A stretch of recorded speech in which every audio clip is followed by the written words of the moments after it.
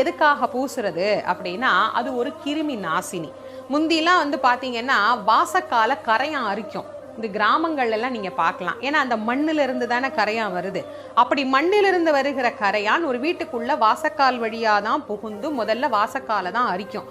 அதுக்கப்புறம் உள்ளுக்குள்ள எல்லாம் அது பரவும். அதனால தான் அந்த காலத்து பெரியவங்க என்ன பண்ணாங்க, அதுல மஞ்சள் தடவி தடவி தடவி தடவி எந்த கிருமியும் அதுக்குள்ள வராம பாதுகாத்தாங்க. மஞ்சள் தடவிக்கிட்டே இருந்தோம்னா அது கிருமி நாசினியாகவும் பயன்படும், மகாலட்சுமியின் அம்சமாகவும் பயன்படும், நமக்கு நல்ல அருள் சக்தியை அங்க நிலை பெற செய்யும். அதனால பெயிண்ட் அடிக்கிற வேலை எல்லாம் வேண்டாம்.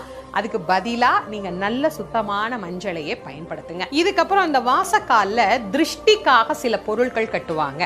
இதுல என்ன கட்டலாம் அப்படின்னா, குல தெய்வம் கோவில்ல வச்சு வழிபட்ட எலுமிச்சம்பழம், மண்ணு. இப்ப சில பேர் குலதெய்வம் கோயில்ல இருந்து மண் எடுத்துட்டு வருவாங்க.